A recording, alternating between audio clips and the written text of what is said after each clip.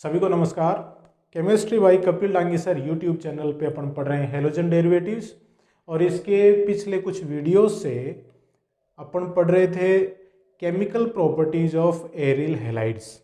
उनमें अपन ने aryl halide के द्वारा दी जाने वाली इलेक्ट्रोफिलिक सब्स्टिट्यूशन रिएक्शंस, इलेक्ट्रॉन्स नहीं प्रतिस्थापन अभिक्रियाएं डिटेल में पढ़ी।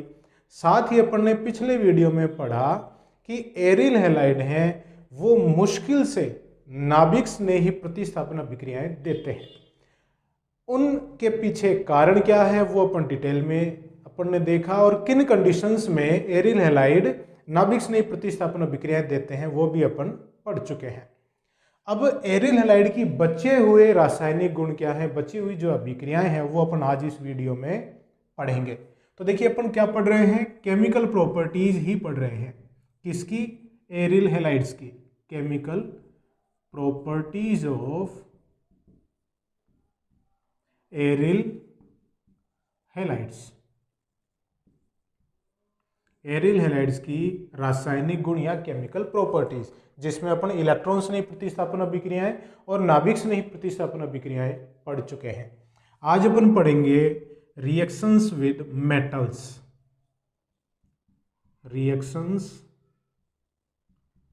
विद मेटल्स सबसे पहली अभिक्रिया, और इसमें भी first reaction with sodium metal. Sodium metal देखिएगा कैसे। जैसे मैंने अभिक्रिया करवाई क्लोरोबेंजीन की, क्लोरोबेंजीन किसके साथ करवाई? सोडियम धातु के साथ कराई। तो क्लोरोबेंजीन के दो अणु काम में आएंगे। किसकी उपस्थिति में? शुष्क ईथर की उपस्थिति में। तो क्या बनेगा? डाइफेनिल बनेगा। दो सोडियम के परमाणु काम में आ गए इस अभिक्रिया में। यहां से दो NaCl निकल जाएंगे, और ये बेंजीन वलय इस बेंजीन वलय से जुड़ गया तो क्या बन गया? डाइफेनिल या बाइफेनिल भी इसको कह सकते हैं, प्लस 2NaCl। ठीक है, मतलब दोनों बेंजीन वाले आपस में जुड़ गए। अब थोड़ा देखिए पीछे चलते हैं। अपन जो अपन एल्किल हैलाइड पढ़ रहे थे तो उसमें भी अपन ने इस प्रकार की अभिक्रिया डिटेल में पढ़ी थी। उसमें एरिल हैलाइड की जगह क्या था? एल्किल हैलाइड था। बेंजीन वाले की जगह क्या था? कोई एल्किल समूह था। तो अपन ने देखा कि इस तरह की अभिक्रिया में शुष्क ईथर की उपस्थिति में सोडियम से क्रिया करवा रहे थे एल्किल हैलाइडों की, तो एल्किल हैलाइडों के एल्किल वाले भाग से दुगुने कार्बन वाला एल्केन बन रहा था, और उस अभिक्रिया को क्या नाम दिया अपन ने? वुर्ज अभिक्रिया। तो ये अभिक्रिया भी वुर्ज के जैसी ही है, वुर्ज अभिक्रिया नहीं है। ये ध्यान रखिएगा, ये अभिक्रिया वुर्ज अभिक्रिया नहीं है। ये अभिक्रिया वुर्ज अभिक्रिया के जैसी अभिक्रिया है, लेकिन इसका नाम अलग है। नाम क्या है? फिटिग रिएक्शन, क्योंकि इसे फिटिग नामक वैज्ञानिक ने बताया। तो अभिक्रिया क्या है? शुष्क ईथर की उपस्थिति में एरिल हैलाइड की अभिक्रिया सोडियम धातु से कराते हैं, तो दो एरिल वलय आपस में जुड़ जाती हैं, दो फेनिल वलय आपस में जुड़ के डाइफेनिल या बाइफेनिल का निर्माण करते हैं। इसे फिटिग रिएक्शन कहते हैं। अब देखिए इसमें दोनों ही एरिल हैलाइड एक समान है। अगर मान लो आप एक अणु एरिल हैलाइड का लें और दूसरा अणु एल्किल हैलाइड का लें, तो देखिए क्या होगा। जैसे देखिए यहां पे मैंने लिया क्लोरोबेंजीन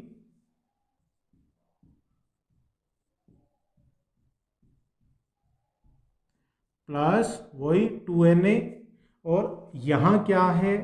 एल्किल बेंजीन। जैसे मैं मेथिल क्लोराइड ले लूं, मेथिल क्लोराइड, मेथिल क्लोराइड किसकी उपस्थिति में अभिक्रिया होगी? वही शुष्क ईथर की उपस्थिति में, शुष्क ईथर की उपस्थिति में। तो देखिएगा 2NaCl निकला,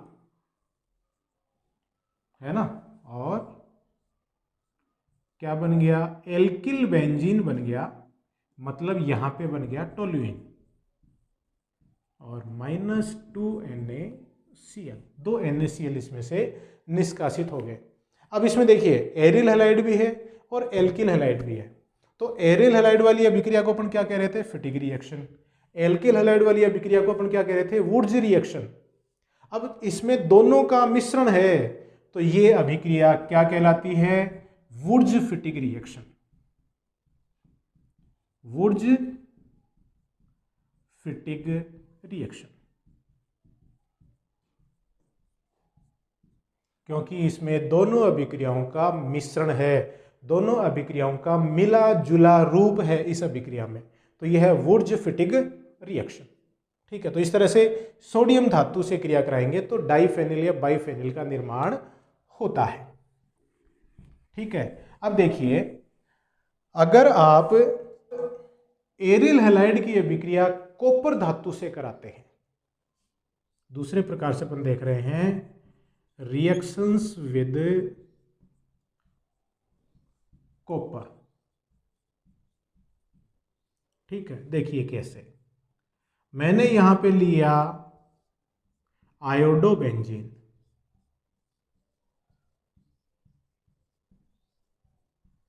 कॉपर धातु से क्रिया करवा रहे हैं, तो आयोडोबेंजीन को कॉपर चूर्ण के साथ, चूर्ण के रूप में अपन ले रहे हैं, चूर्ण के साथ गर्म करेंगे तो वो ही बाइफेनिल बनेगा।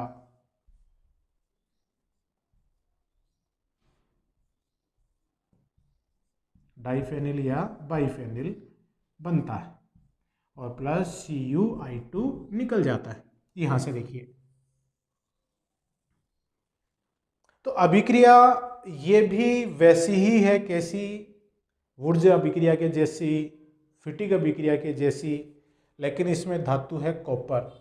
ये अभिक्रिया बताई थी उल्मान ने, इसलिए इस अभिक्रिया को क्या कहते हैं, उल्मान रिएक्शन। ये अभिक्रिया जब हमने RPSC का फर्स्ट ग्रेड का एग्जाम दिया था तो उसमें ये अभिक्रिया आई थी, ये अभिक्रिया दे दी थी और इससे पूछा था इस अभिक्रिया का नाम क्या है।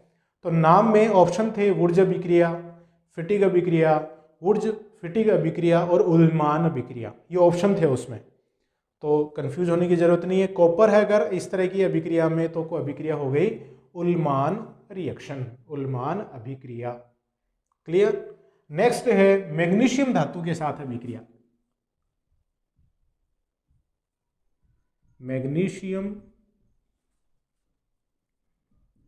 धातु के साथ अभिक्रिया,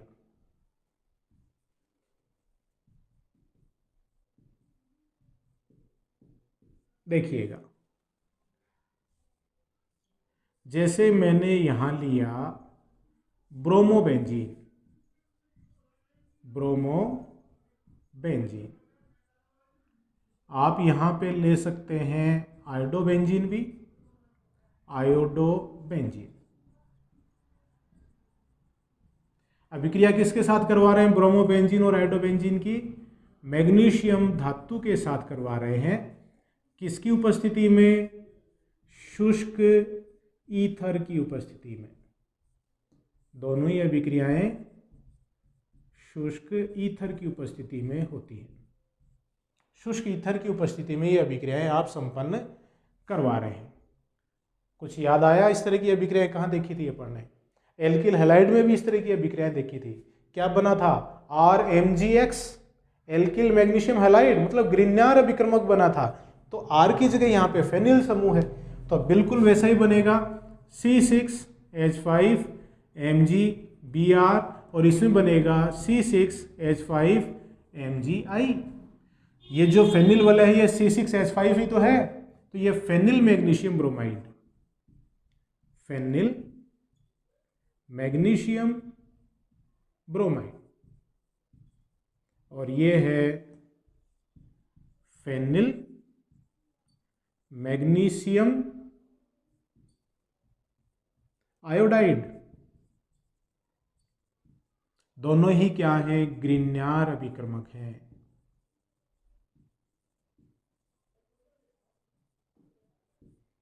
तो इस तरह से आप ग्रिग्नार्ड अभिक्रमक का निर्माण कर सकते हैं। शुष्क ईथर की उपस्थिति में आप अगर एरियल हैलाइड की अभिक्रिया मैग्नीशियम धातु से कराते हैं तो ग्रिग्नार्ड अभिक्रमक बनता है।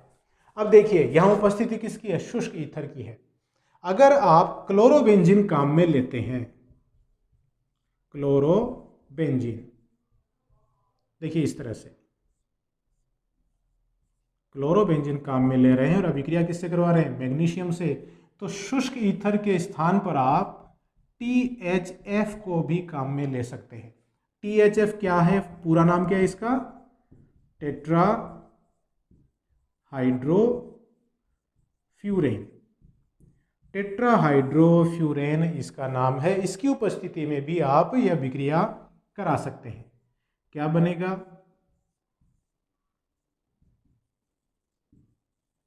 Phenyl magnesium chloride, sorry bromide नहीं, क्लोराइड।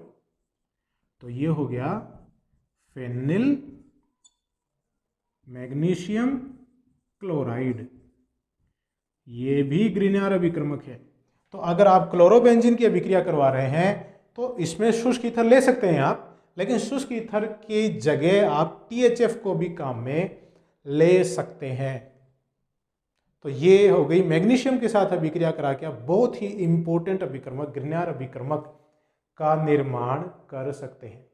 तो ये अभिक्रियाएं थी धातुओं के साथ अभिक्रिया। अब अपन देखते हैं रिडक्शन, अपचयन अभिक्रियाएं, रिडक्शन रिएक्शंस।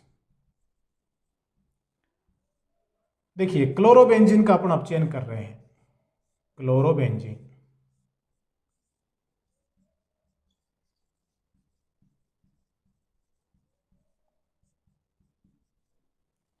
क्षार की उपस्थिति में NaOH, निकिल एल्यूमिनियम मिश्र धातु को अपचायक के रूप में काम में ले रहे हैं।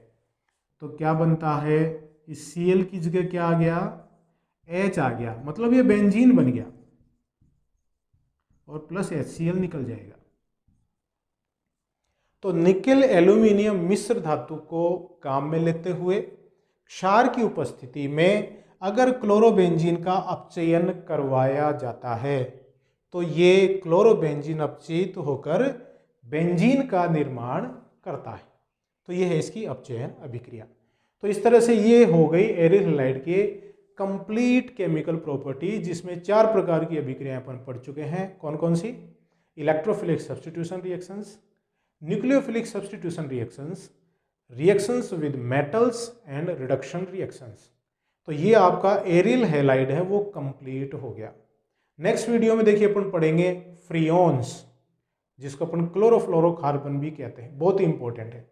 अपन पढ़ेंगे DDT कीटनाशी और BHC वो भी कीटनाशी है, उनका वातावरण पे क्या प्रभाव पड़ता है।